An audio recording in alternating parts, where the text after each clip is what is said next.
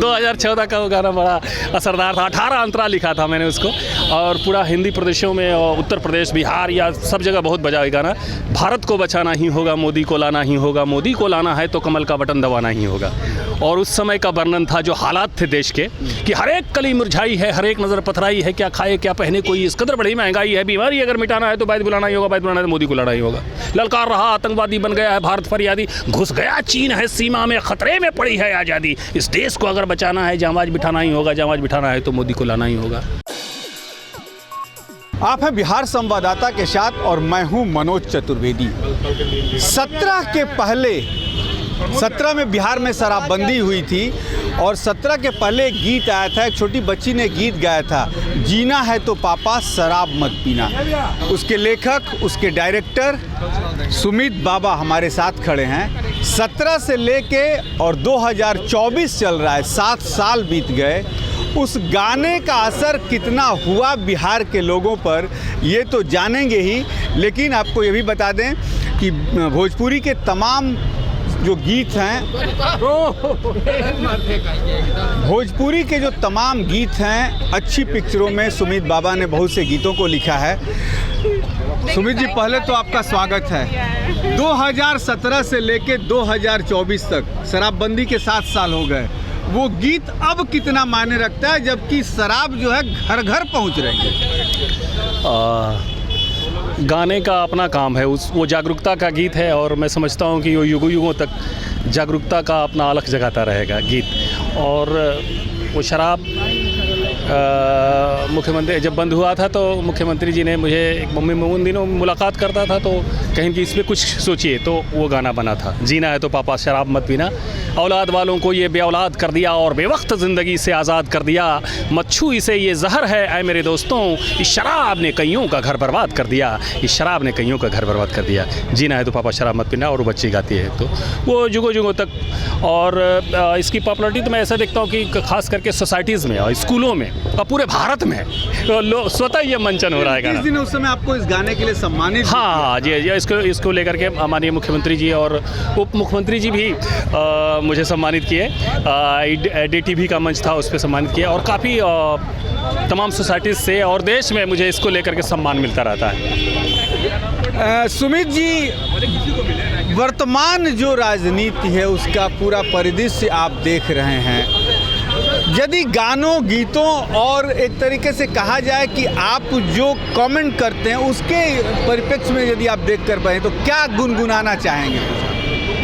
देखिए, मैं पॉलिटिकल व्यक्ति नहीं हूँ, और सामयिक हिसाब से जब मुझे लोग कोई जोड़ते हैं, सामयिक हिसाब से क्या गुनगुनाना चाहेंगे आज के भारतीय राजनीति में किसी पार्टी को लेकर? जब मुझे कोई जोड़ते हैं और उनके लिए मुझे कुछ कहना होता है तो मैं कह पाता हूँ। ऐसे स्वतंत्र दृष्टिकोण से ऐसे में स्वतंत्र क्या बोलूँ ये समझ में नहीं आ रहा है।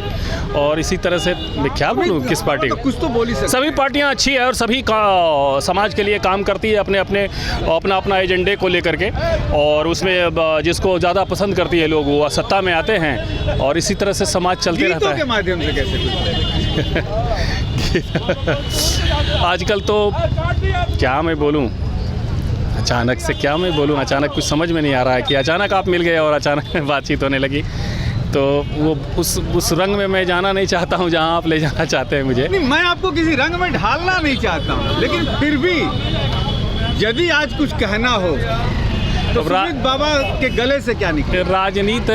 राजनीति समाज के उत्थान का एक जरिया है, एक माध्यम है। और राजनीति में जो है ना, लोग समर्पण की भावना से जो पहले आते थे, आज भी लोग हैं, ऐसा नहीं है कि आज की तारीख में नहीं है, लेकिन अभी जो है ना व्यवसायीकरण जो हुआ है तो सब लोग सोचते हैं कि इसी में नहीं, ये एक समाज सेवा का काम है। जैसे उस युग में लोग जब देश मेरा गुलाम था तो लोग समाज से कुछ सोच के थोड़े ही आए थे कि हमें ये हो जाएगा, वो हो जाएगा, वो बनेंगे, वो बने। तो उसी भावना से राजनीति करने की चीज़ है और स्वस्थ चीज़ है, और इसी से समाज का उत्थान, देश का उत्थान, धरती का उत्थान, पूरे एटमॉस्फेयर का उत्थान होता है। तो राजनीति तो दृष्टिकोण कहा जाता है कि सुमित बाबा का हर पार्टियों में पैठ है। हाँ, राजद से लेके जदयू से लेके भाजपा में तक पैठ है, इसमें कोई दो मत। लेकिन सुमित बाबा को पर्सनली कौन पसंद है? तेजस्वी यादव, नरेंद्र मोदी, नीतीश कुमार, कौन? जी, मेरा सौभाग्य रहा है कि मैं चूँकि रचनाशील हूँ तो बचपन से मैं लिखता रहा, तो 2014 में भारत को बचाना ही होगा, मोदी को लाना ही होगा, तो वो गाना मैंने बनाया और बहुत ही काफ़ी 2014 वाला गाना 2014 का वो गाना बड़ा असरदार था। 18 अंतरा लिखा था मैंने उसको और पूरा हिंदी प्रदेशों में और उत्तर प्रदेश, बिहार या सब जगह बहुत बजा ये गाना। भारत को बचाना ही होगा, मोदी को लाना ही होगा, मोदी को लाना है तो कमल का बटन दबाना ही होगा। और उस समय का वर्णन था जो हालात थे देश के, कि हर एक कली मुरझाई है, हर एक नज़र पथराई है, क्या खाए क्या पहने कोई, इस कदर बड़ी महंगाई है, बीमारी अगर मिटाना है तो बैद बुलाना ही होगा, बैद बुलाना है तो मोदी को लाना ही होगा। ललकार रहा आतंकवादी बन गया है भारत फरियादी, घुस गया चीन है सीमा में, खतरे में पड़ी है आज़ादी, इस देश को अगर बचाना है जामाज बिठाना ही होगा, जामाज बिठाना है तो मोदी को लाना ही होगा। हाँ, छिन गया चैन है भारत की बच्चों के हंसी, लेकिन ये सारे मामलात मिट गए अब, न तो आतंकवाद रहा, छिन गया चैन है भारत की बच्चों के हंसी शरारत की, कब कहाँ धमाका हो जाए हिल जाए नींव इमारत की, तो अब ऐसी नौबत नहीं रही। मानिए 2014 के जो आपके मुद्दे थे आपके गीतों के माध्यम से मोदी ने उसको हल कर पूरा हल कर दिया। यानी अब मोदी के साथ हैं, सबके साथ है। तो आप कहिएगा तो हम तो राहुल जी के भी वो गाना गाए जो बाप रे मिलियन में है वो व्यूज़ उसके। तो मैं सब के लिए गाता हूँ, जो मेरे पास आते हैं काम, मैं किसी पार्टी को ज्वाइन नहीं किया हूँ और सब पार्टियों के लिए मैं गाता हूँ। 2014 के मुद्दे और 2024 के मुद्दे में कितना बहुत फ़र्क है, बहुत फ़र्क है। पहले कितना धमाका वमाका होता था, अब होता है क्या? अब इतना सारा विकास के कार्य हो रहे हैं देश में, इतनी सड़कें बन रही हैं, इतनी बड़ी बड़ी बिल्डिंगें और तमाम तरह के संसाधन और व्यवस्थाएं बन रही हैं। लोग कह रहे हैं कि 24 में खास करके राजद कह रही कि 24 में बेरोजगारी, कांग्रेस कह रही है बेरोजगारी सबसे बड़ा मुद्दा है, महंगाई सबसे बड़ा मुद्दा है, और आप कह रहे हैं कि 2014 में ये सब कुछ था, अब सब कुछ सेटल हो चुका है। धीरे धीरे होता है ना, किसी भी पार्टी की अपनी पॉलिसी होती है और एक ही बार आया और सारा ख़त्म कर दे, ऐसा तो होता नहीं। धीरे धीरे स्ने सब सारे रास्ते पकड़ रहे हैं और मुझे विश्वास है कि एक दिन जिसकी कल्पना हर आदमी सोचता है, वैसा भारत बनेगा और सब लोग खुशहाल रहेंगे और फिर सबका विकास होगा। राम मंदिर को मोदी जो हैं उसका शिलान्यास करके कितनी बाजी अपने तरफ लेगा? आप हमेशा पॉलिटिकल रूप में हमें कह रहे हैं तो ये नहीं कहेंगे, लेकिन वो होना बहुत ज़रूरी था। मुद्दा ही ख़त्म कर दिया, मुद्दा ही ख़त्म।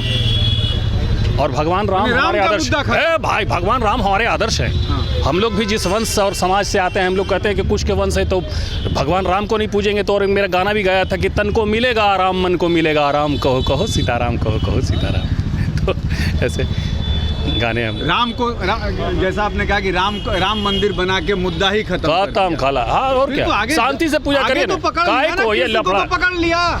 तो ये भाई जो परेशानियां इस मुल्क के अंदर में है, जो दिक्कतें हैं, जो मसले हैं, जो विवाद का विषय है, उसको खलास कर देने का, ख़त्म कर देने का। हाँ। फिर मुद्दा ही नहीं रहेगा। बचेगा क्या? बचेगा समाज का विकास, उत्थान। अभी अब पॉलिटिकल बात तो हम नहीं कह पाएंगे। सभी लोग काम करते हैं, हर पार्टियां काम करती हैं, कोई ज़्यादा कोई कम, और कुछ लोग किन्हीं की चीज़ें ज़्यादा पसंद आती है तो ज़्यादा लोग उसको समर्थन देते हैं, किसी की चीज़ें कम पसंद आती है तो। चूँकि मैं पॉलिटिकल व्यक्ति नहीं हूँ, मैं मतलब छोटा मोटा गायक कलाकार हूँ। तो मैंने आपका कहने का मतलब 2024 में आएगा तो मोदी ही। अब ये हम कैसे कहें? अच्छा हो, हमारी शुभकामना है, आवे पूरा प्रचंड बहुमत से। राहुल जो कहेंगे आप हैं, राहुल आए तो वो भी आवे प्रचंड बहुमत से अगर आते हैं तो। हम कैसे कहेंगे? हम कैसे कह सकते हैं? ये तो डिसाइड जनता करती है। चलिए, हम एक मामूली भाजपा ऑफिस में के पास एक चाय की दुकान के पास खड़े हैं और मुद्दे और चर्चा यहीं से शुरू होती है। लेकिन चर्चा में सुमित बाबा जैसे जो कलाकार हैं, जिन्होंने वो गीत दिया बिहार को कि जीना है तो पापा शराब मत पीना, और तमाम ऐसे गीत उनके बाज़ार में सुने जा सकते हैं। लेकिन चर्चा अभी बाज़ार में गर्म नहीं हो रही है। चर्चा यही है कि सबसे बड़ी चर्चा हमने जो सुमित बाबा से करनी चाहिए, उन्होंने उसको ही समाप्त कर दिया। लेकिन सुमित बाबा से इन चुनाव के दौरान हम मिलते रहेंगे। हमें दीजिए इजाज़त, नमस्कार।